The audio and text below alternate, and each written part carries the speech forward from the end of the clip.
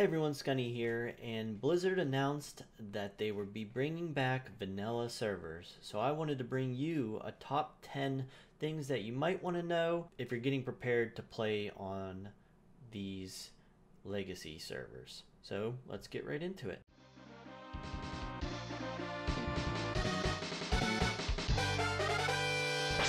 Alright, so this is assuming that Blizzard is sticking true to pure vanilla WoW, and it's not going to have any of the class balancing that World of Warcraft has now, and it's assuming that there's not going to be any things like looking for raid or cross-realm support. Another thing is that these are in no specific order of importance. I just wanted to bring you a list. So I should probably be wearing a WoW shirt. So much better. So let's get right into it. Number one, vanilla WoW is a grind. You're gonna have to be prepared for grinding levels, grinding honor, and grinding for gear. There's many a time where when you're leveling, you're gonna run out of quests for that zone that you're in, but still be a low enough level where the next zone quests aren't unlocked or the mobs are too high for you to progress on. And it's not like nowadays where mobs in each zone would scale to you. So be prepared to grind out a level or two towards the end of questing in a zone to move on to the next one. Number two, there are no meta stats.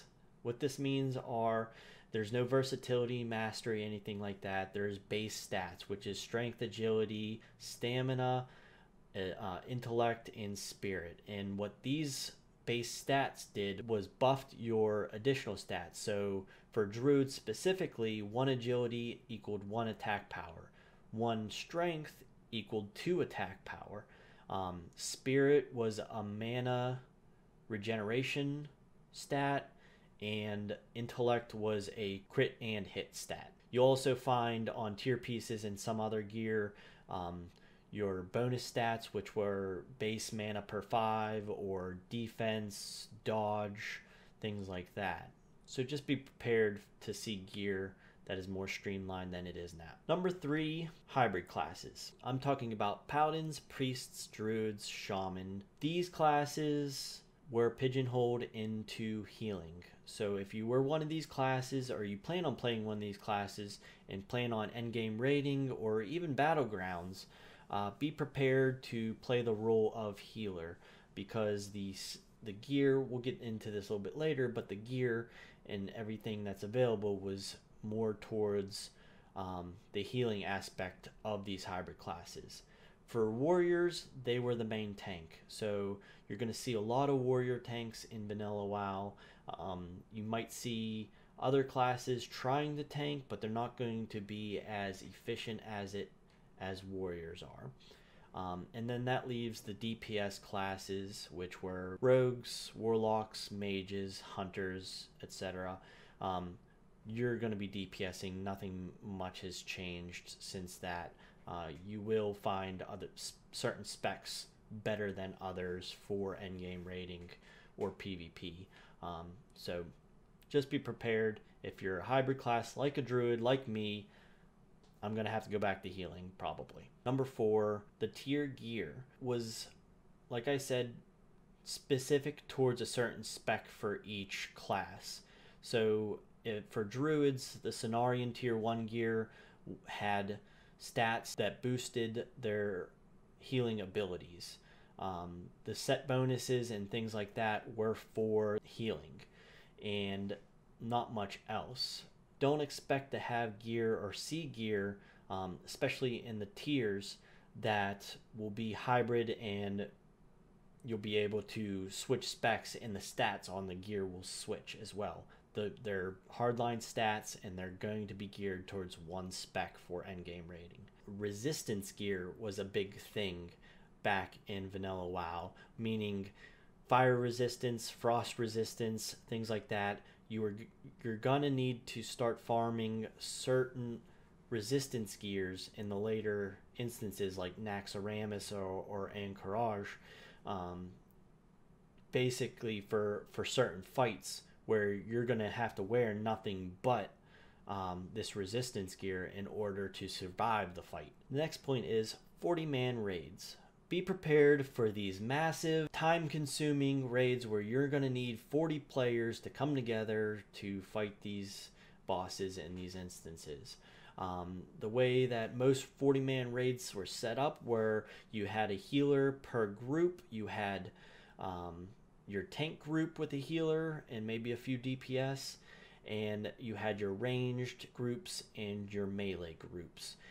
The healers in these groups were dedicated to healing only that group, and the DPS were geared towards sticking with that healer and certain areas within the raid fights. So be prepared for these massive 40-man raids that are going to be time consuming, and you're not going to be able to pug as much as you do now, to where you can just queue for looking for raid and get in an easy group.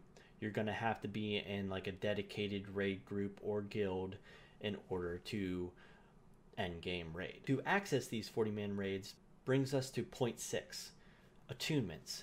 Be prepared to do a long quest line to just get access to get into these endgame raids, like Molten Core in the Aqua Quintessences, or Encourage Scepter quest line to ring the gong. Just be prepared for having to put in the time necessary to even get access to these dungeons and raids. Number 7, professions. There was no jewel crafting and there was no inscription or archaeology back in vanilla WoW.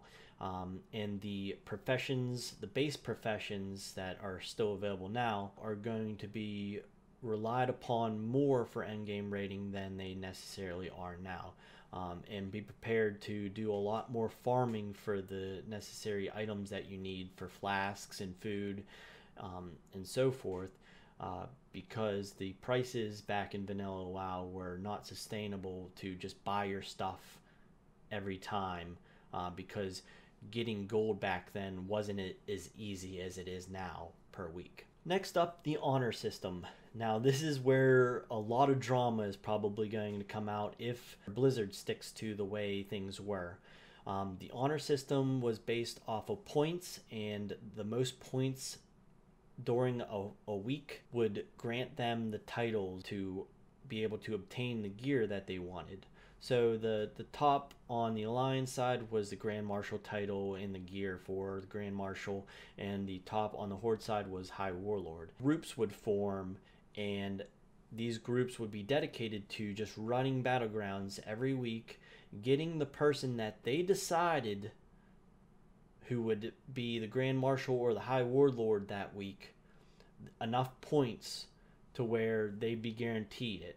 So it was a system, a council system was set up to pick who would be the Warlord or Grand Marshal each week. And the drama that led from this was other groups would form, out-level the main group, and steal the Grand Marshal title and High Warlord titles from the main group. And that's what most of the drama was around back in these old PvP realms. So be prepared to grind out honor each week in order to get the titles that you want and the gear that you want for PvP, because PvP gear back then was pretty much the only way that you were going to be successful in PvP. Number 9, no flying mounts. You're going to have to take a flight path or run everywhere you need to go, including the instances. There were summoning stones, but you're going to have to run to the summoning stone each time. And this is assuming, again, Blizzard is not going to implement a looking for raid system to where you could just queue for these instances. You're going to have to figure out where these dungeons are and these raids are, and you're going to have to run to them. If you're on a PvP server, be prepared for Horde and Alliance fighting at the portal entrance when you're going, because that happened a lot during these raids. And finally, to our last point, legendaries. Legendaries back in vanilla were prestigious, meaning they were very rare to see. The people who had them took a long time to get them. The main legendaries in vanilla were Thunder Fury, Blessed Blade of the Windseeker, Hand of Rag, and Atiesh, Great Staff, back in Nax. It was a grind to get the items that you needed in order to even start the quest line to create the items. The items themselves usually required multiple different items from multiple different bosses. It's not like it is now where you just have to do whatever you want to do for that day, whether it's questing or looking for raid or normals or mythics, and you just have a chance at a legendary drop. Back then it was a hard grind, just like everything else is in vanilla WoW. So that's it. I plan on bringing more videos when the time comes that vanilla releases, specifically for druids, maybe a few other pointers here and there for certain things. And I hope you found this informative and a little bit helpful to get you guys ready for vanilla WoW. We'll hope to see you in the next one. Thanks. Bye. You are not prepared.